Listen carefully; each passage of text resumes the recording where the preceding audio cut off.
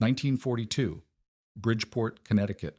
The sound of steel cutting steel echoes through American factories as Europe burns and Britain begs for munitions. In machine shops across the nation, a $995 milling machine designed by a Swedish immigrant pattern maker is doing something European engineering experts said was impossible. While East Coast manufacturing elites dismissed Rudolf Banno's design as bargain equipment that could never match German precision, these simple American turret mills were cutting aircraft parts for B-29s, tank components, and precision munitions with reliability that stunned British purchasing agents. European horizontal mills cost $7,000 and represented centuries of old-world craftsmanship tradition. The Americans were building versatile machines for 1/7 the price, using cast-iron bases and hand-scraped bearings. 80 years later, those wartime Bridgeports still run 3 shifts daily in machine shops across America. While modern mills costing $150,000 need rebuilding every 15 years, these Depression-era machines refuse to quit. The telegram from the War Production Board arrived on a Tuesday morning in March of 1942, and Rudolf Banno knew immediately that everything would have to change. The government wanted 100,000 milling machines by December. Not 100, not 1,000, but 100,000 precision manufacturing tools capable of cutting steel to tolerances measured in thousandths of an inch. Banno walked the factory floor of Bridgeport Machines, watching his 200 employees work at a pace that already pushed the limits of human endurance, and realized that speed alone would not win this war. The problem wasn't just quantity.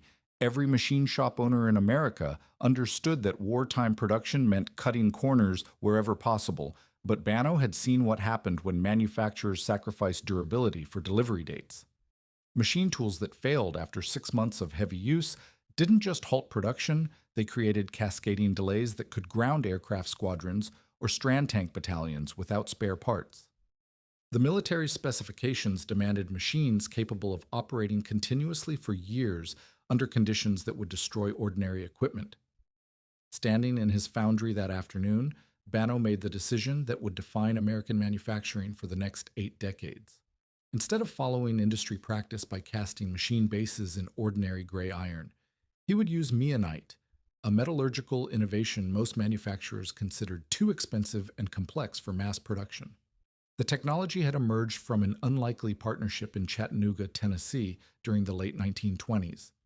Ross Meehan, a foundry owner frustrated by the inconsistent quality of traditional cast iron, had collaborated with metallurgist Albert Boyles to develop a revolutionary inoculation process.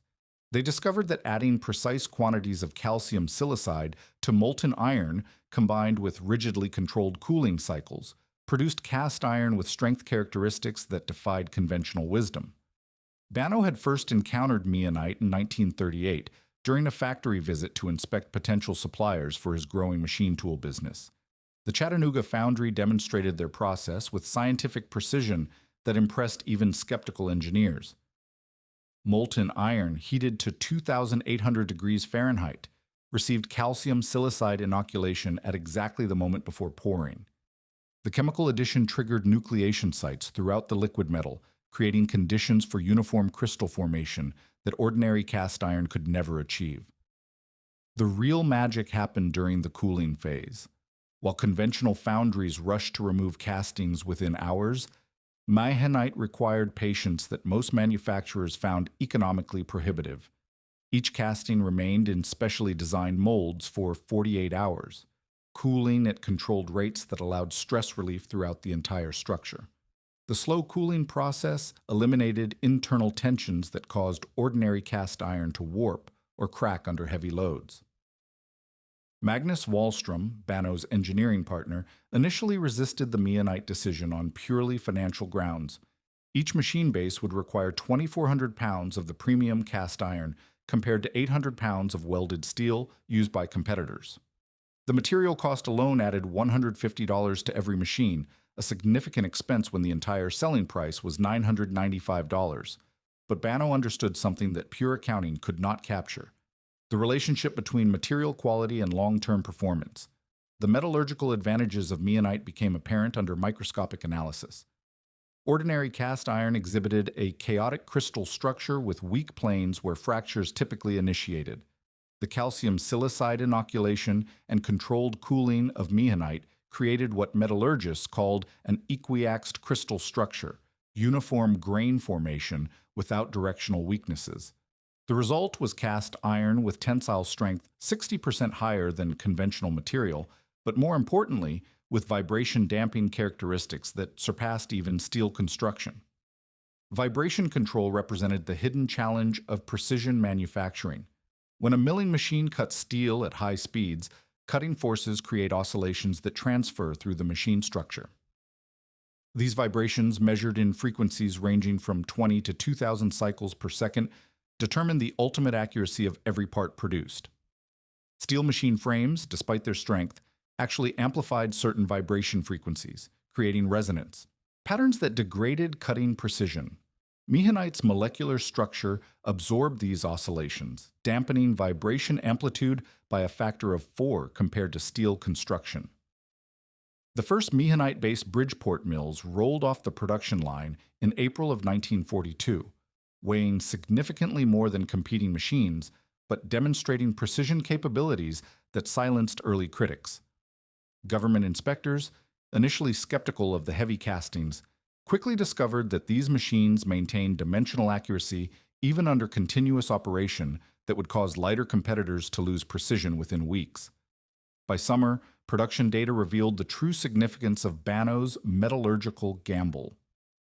Bridgeport mills equipped with Meehanite bases consistently held tolerances to 1/1000th of an inch after months of heavy cutting, while steel frame machines from other manufacturers began showing measurable deviation after just weeks of similar use. The difference appeared in every precision measurement, surface finish, dimensional accuracy, and tool life all improved when vibration damping reached Meehanite levels. Word of the unusual American casting technique reached German intelligence services by autumn of 1942. Luftwaffe technical reports noted that captured American aircraft components showed machining precision that suggested manufacturing capabilities beyond what German analysts had predicted for mass production facilities. They attributed the quality to superior American steel, never suspecting that the secret lay in century-old cast iron technology perfected in a Tennessee foundry. The true test came during the brutal production surge of 1943, when Bridgeport Machines operated 3 shifts daily in factories from Seattle to Miami. While competitors struggled with machine breakdowns and precision drift that halted production lines, the Meehanite-based Bridgeports continued cutting steel with relentless accuracy. The heavy cast iron bases that had seemed like expensive overkill proved to be the foundation of American manufacturing supremacy. While Detroit automakers raced toward mechanization and competitors installed automatic grinding equipment to meet wartime quotas, Rudolf Banno made a decision that seemed to defy industrial logic. Every spindle bearing in every Bridgeport mill would be hand-scraped by skilled craftsmen using techniques that dated to the 18th century. In an age of mass production and assembly lines, Banno committed his company to a manufacturing process that required 8 hours of painstaking handwork per bearing. Frank Kowalski arrived at the Bridgeport factory each morning at 5:30, carrying the leather tool roll that contained his curved scrapers, instruments he had forged himself from high-carbon steel and sharpened to edges measured in thousandths of an inch. A Polish-American craftsman who had learned bearing work from him. German immigrants in Detroit's automotive plants, Kowalski represented a vanishing breed of industrial artisans whose skills could not be replicated by machinery. The hand-scraping process began with bronze-bearing shells machined to approximate dimensions, leaving deliberate excess material for final fitting. Kowalski would mount each bearing in a precision fixture, then apply a thin film of Prussian blue dye to the hardened steel spindle that would eventually rotate within the bearing. The spindle, turned by hand through a complete revolution, left blue marks wherever high spots in the bearing made contact. These marks became Kowalski's roadmap for material removal. Using scrapers with cutting edges curved to match bearing geometry, Kowalski would systematically remove metal from each high spot, working in patterns that distributed contact pressure across the maximum possible surface area. The technique required extraordinary tactile sensitivity. Too aggressive a cut would remove excess material, while insufficient pressure left high spots that would cause premature wear. Each scraping stroke removed metal measured in 10,000ths of an inch, requiring hundreds of individual cuts to achieve proper geometry. The Prussian blue test revealed the true measure of bearing quality. Machine ground bearings produced in 30 minutes on automated equipment typically achieved 40% surface contact, meaning that 40% of the bearing surface actually touched the rotating spindle. Kowalski's hand-scraped bearings consistently achieved 75% contact, nearly doubling the load-carrying capacity and dramatically extending operational life.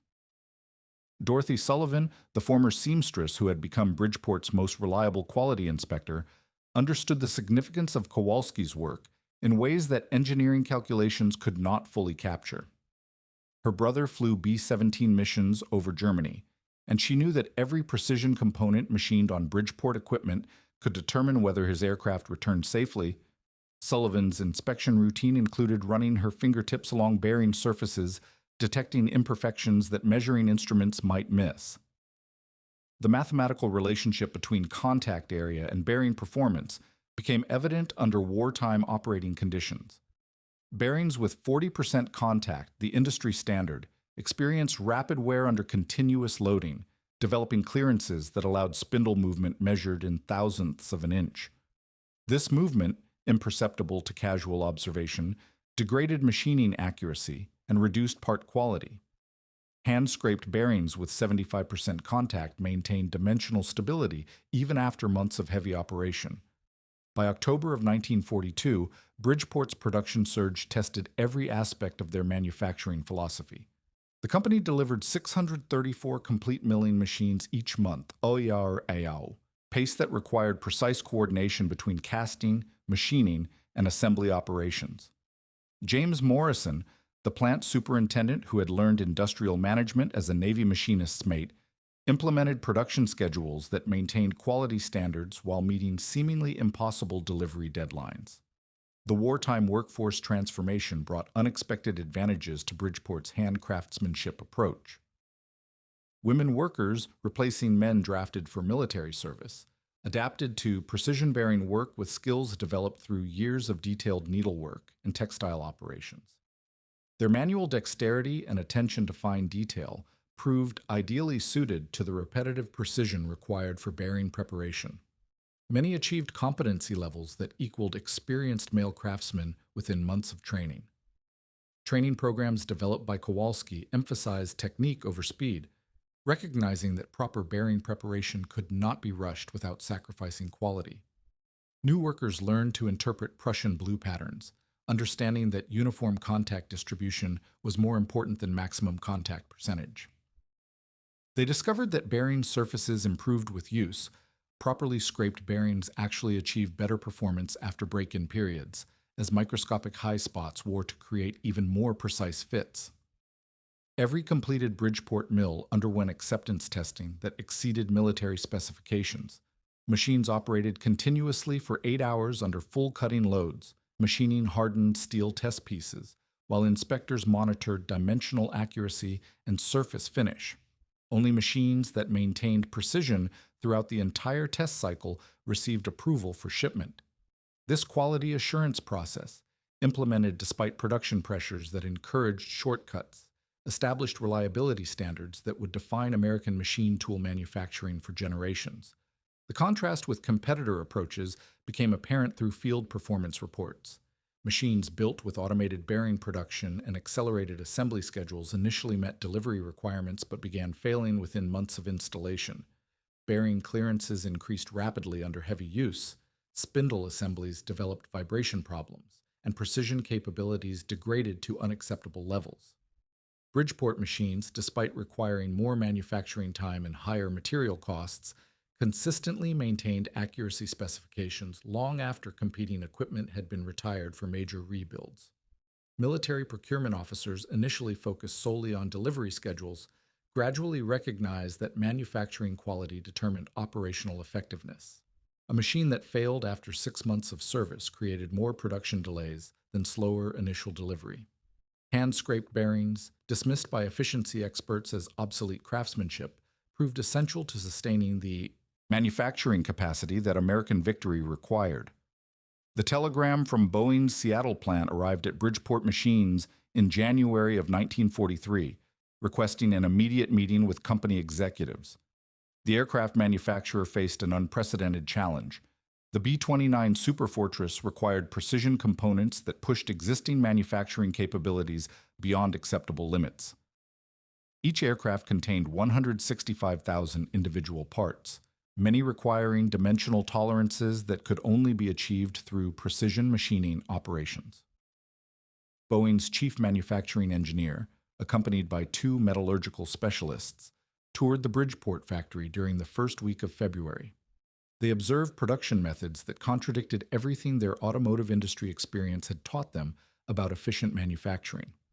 Where other machine tool companies emphasized standardized operations and simplified assembly procedures, Bridgeport maintained craft-based quality control that seemed inconsistent with wartime production demands. The Boeing team's skepticism evaporated during practical demonstrations. A standard Bridgeport mill, operating under conditions that simulated continuous aircraft production, machined aluminum wing components to tolerances of plus or minus 0.02 of an inch while maintaining surface finishes that eliminated secondary operations. More significantly, the machine maintained these precision levels throughout 8 hours of continuous operation, a requirement essential for round-the-clock aircraft production schedules. Within 6 weeks, Boeing had installed 200 Bridgeport mills across their Seattle manufacturing complex, fundamentally altering their approach to aircraft component production. The versatility of Banno's turret design allowed single machines to perform multiple operations that previously required specialized equipment. Wing brackets, engine mounts, and control surface components could all be machined on the same equipment, eliminating time-consuming setup changes and reducing work-in-progress inventory. Ford Motor Company's Willow Run plant presented an even more demanding test of Bridgeport's capabilities. The massive facility, designed to produce B-24 Liberator bombers at automotive production rates, required machine tools capable of maintaining precision while operating within the controlled chaos of assembly line manufacturing.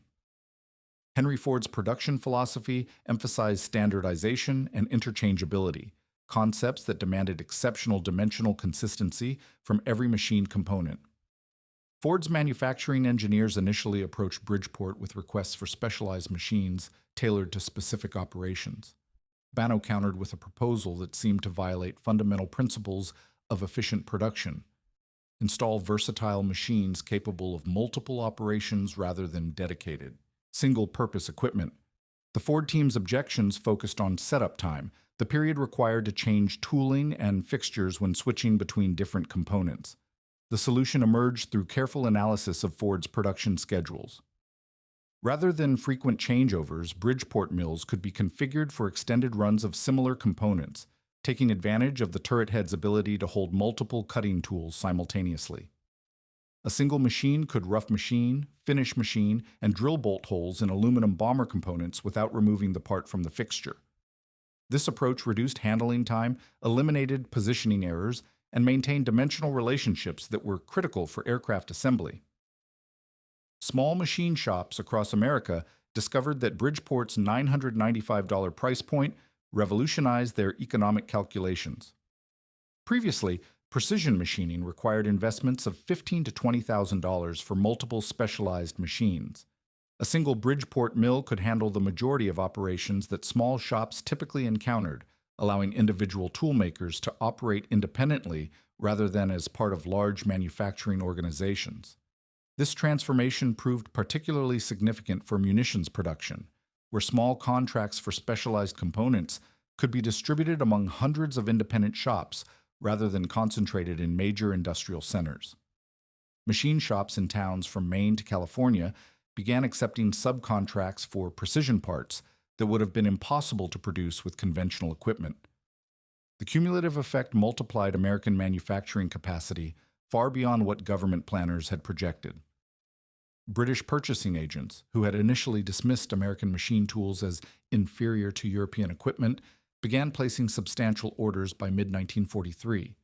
Sir Reginald Ashworth, representing the Ministry of Supply, visited American factories to investigate reports of unprecedented production capabilities. His technical background in Birmingham and Sheffield manufacturing left him unprepared for the scale and efficiency of American operations. Ashworth's initial report to London described American manufacturing methods as crude but effective, focusing on quantity over the quality traditions that define British engineering. Subsequent visits forced revisions to his assessment as quality measurements proved that American components consistently met or exceeded British specifications. By October of 1943, British orders for Bridgeport mills totaled 15,000 units, an acknowledgement that wartime production demands required capabilities that traditional European methods could not provide. German intelligence services struggled to understand reports of American manufacturing output that seemed to violate basic industrial principles. Luftwaffe interrogation. Reports from captured American air crews described production facilities operating at scales that German analysts considered physically impossible. The notion that precision aircraft components could be manufactured in small towns across the American Midwest challenged fundamental assumptions about industrial organization and capability. German technical experts examining captured American equipment discovered manufacturing quality that suggested highly sophisticated production methods. Engine components showed machining precision that typically required specialized facilities and skilled craftsmen working under ideal conditions. The Germans could not reconcile this quality with intelligence reports describing rapid American production expansion that had trained inexperienced workers to achieve professional results within months. By December of 1943, American munitions production exceeded the combined output of all Axis powers, the achievement that would have seemed impossible 18 months earlier. The statistical summaries prepared for military planning purposes revealed the true scope of manufacturing transformation. Small arms production had increased by 400%, aircraft component manufacturing by 600%, and precision tooling output by over 1,000%. The foundation of this industrial miracle rested on machines that cost less than a luxury automobile designed by an immigrant pattern maker who had sketched his revolutionary concept on a paper bag. The steel allocation notice arrived at Bridgeport Machines on a Monday morning in August of 1943, and Magnus Wahlstrom knew immediately that their quality standards faced an existential threat. The War Production Board had reduced alloy steel allocations by 30%, forcing manufacturers to substitute lower-grade materials for critical components. The directive carried the weight of federal law. Companies that refused to comply would lose all government contracts and face prosecution for hampering the war effort. Wahlstrom gathered his metallurgical team in the testing laboratory that afternoon, spreading material specifications across tables that normally held precision measuring instruments. The substitute steels contained reduced percentages of chromium, nickel, and molybdenum, alloying elements essential for the strength and durability that Bridgeport spindles required. Mathematical calculations revealed the sobering reality. Components made from substitute materials would provide 60 to 70% of the performance characteristics that original specifications delivered. The decision haunted Banno throughout sleepless nights in September.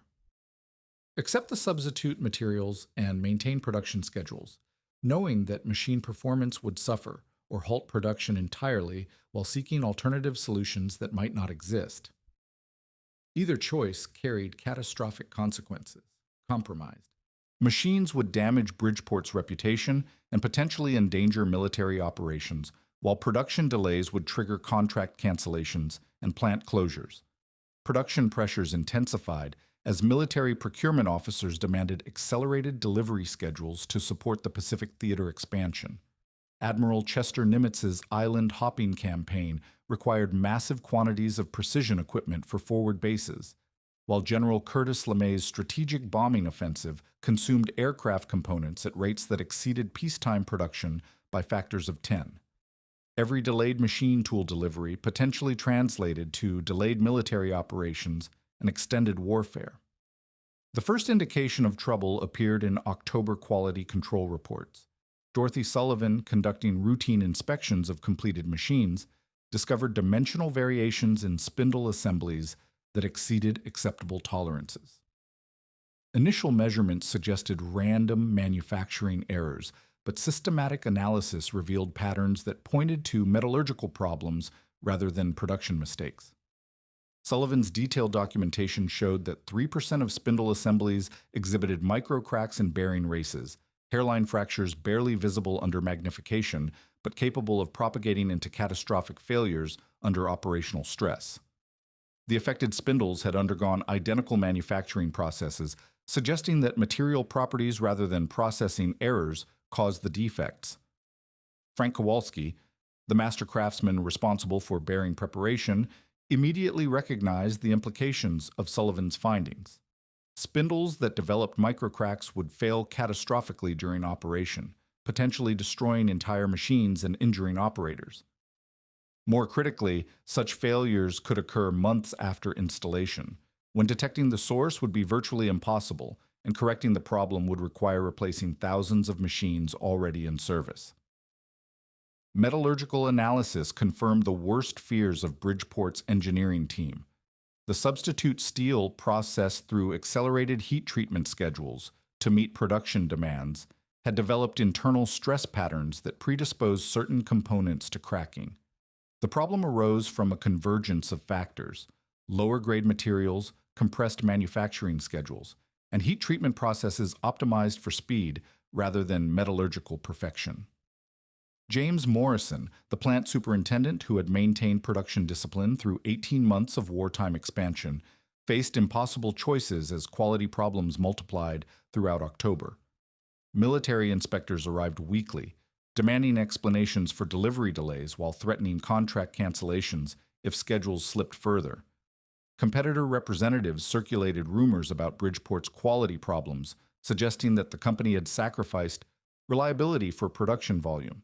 The heat treatment process, normally conducted over 12 hours with precise temperature control and gradual cooling cycles, had been compressed to 6 hours to meet delivery schedules. This acceleration eliminated the soaking period that allowed uniform temperature distribution throughout steel components, creating microscopic stress concentrations that manifested as crack initiation sites months later. The metallurgical shortcuts, invisible during initial inspection, created time bombs within every affected spindle assembly. Colonel Harrison Webb, the military procurement officer who had initially questioned American manufacturing capabilities, now faced the nightmare scenario that validated his earlier concerns. Reports from Pacific Theater installations described machine tool failures that halted munitions production at critical moments. B-29 maintenance operations, dependent on precision machining for engine components, experienced dangerous delays when Bridgeport mills failed unexpectedly during routine operations. The statistical reality became undeniable by November. 3% failure rate across thousands of installed machines meant that hundreds of critical manufacturing operations could be compromised simultaneously. Military logistics planners, already stretched to capacity supporting global operations, could not absorb the disruption that systematic machine tool failures would create. Alternative suppliers lacked the production capacity to replace failed equipment, and European manufacturers could not deliver replacement machines for months or years. Competitor manufacturers, sensing opportunity in Bridgeport's crisis, approached military procurement offices with promises of immediate delivery and superior reliability. Cincinnati Milling Machine Company and Brown & Sharp, traditional suppliers who had been displaced by Bridgeport's rapid expansion, prepared presentations that highlighted their decades of proven performance compared to the immigrant pattern makers' experimental designs. Financial analysts calculated that correcting the metallurgical problems would require material investments exceeding Bridgeport's entire annual revenue. Replacing defective spindles in machines already delivered would cost approximately $200,000, equivalent to $3 million in contemporary purchasing power. The company's cash reserves, depleted by rapid expansion and high-volume production, could not absorb such losses without threatening operational survival. Banno's revolutionary design, which had transformed American manufacturing capability and enabled unprecedented wartime production, now faced extinction through the very material shortages that made his machines essential. The irony was inescapable. Success had created vulnerability, and wartime necessity threatened to destroy the innovation that made victory possible. The company that had proven European, Experts wrong about American manufacturing capability now struggled to prove that American determination could overcome the consequences of American compromise. The board meeting at Bridgeport Machines on November 15, 1943, lasted less than 30 minutes. But the decision made that morning would define American manufacturing integrity for the remainder of the 20th century. Rudolph Bannow entered the conference room carrying quality control reports that documented every questionable spindle assembly produced since August, along with financial projections that showed company bankruptcy as a realistic possibility. His proposal defied conventional business wisdom: replace every potentially defective spindle at company expense, regardless of cost or competitive consequences. Magnus Wahlstrom, the methodical engineer who typically counseled caution in financial matters, surprised the assembled managers by supporting Bannow's radical proposal. His metallurgical analysis had revealed that half measures would prove more devastating than complete corrective action.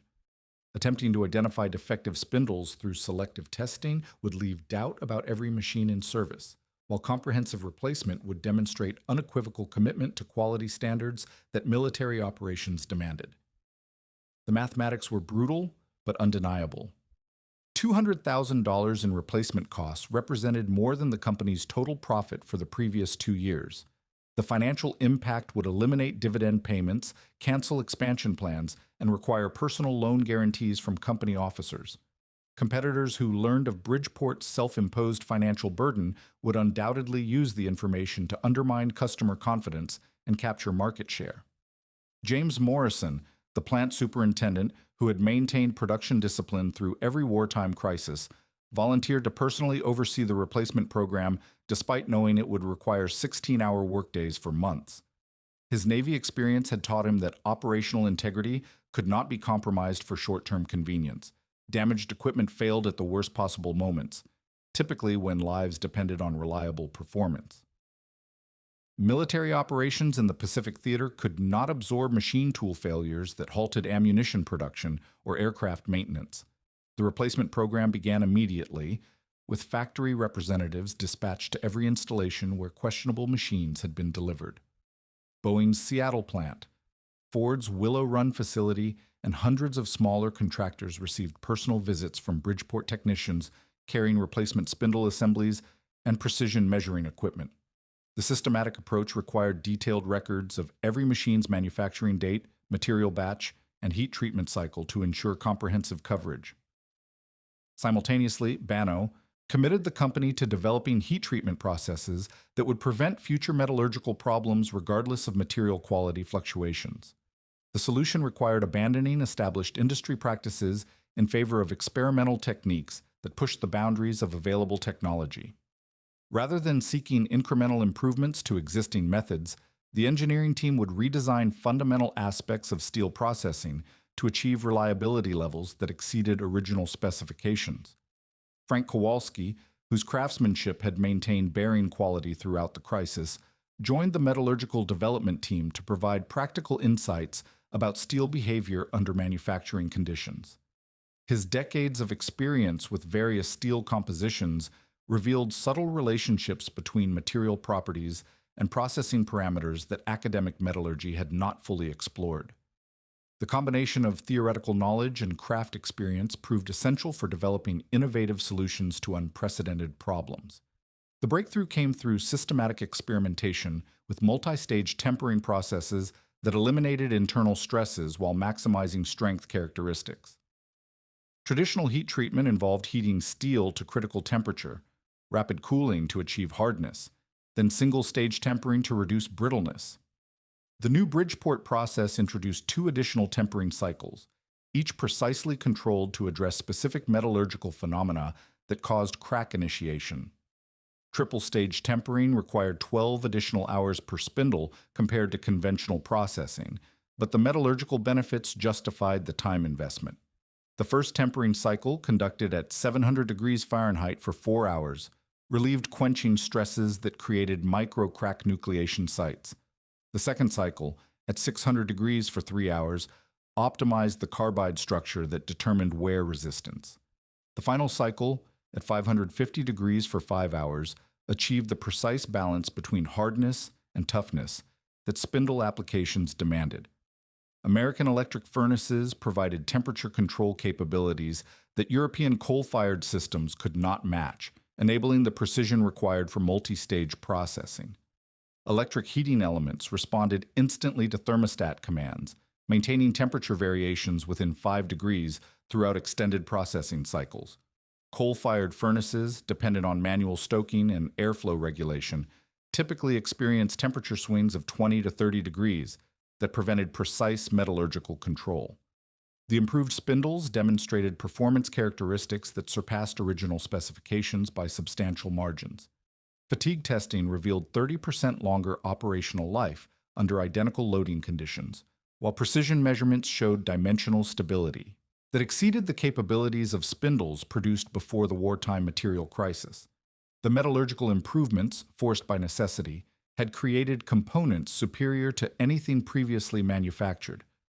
Dorothy Sullivan's quality control documentation verified the effectiveness of the new processing methods through systematic comparison testing. Spindles produced using triple-stage tempering maintained dimensional tolerances through accelerated life tests that simulated years of continuous operation. More significantly, microscopic examination revealed crystal structures that showed no evidence of the stress concentrations that had caused the earlier failures.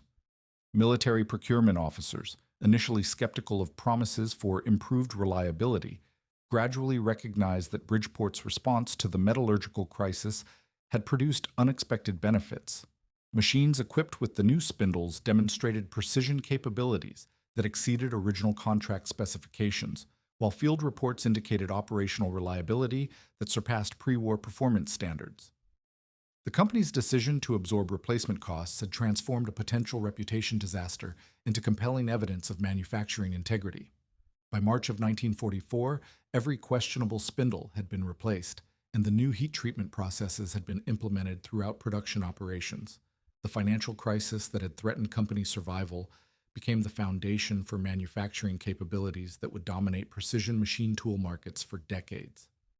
European competitors struggling to understand American production methods never discovered that the secret lay not in superior materials or advanced equipment, but in the willingness to sacrifice short-term profits for long-term excellence.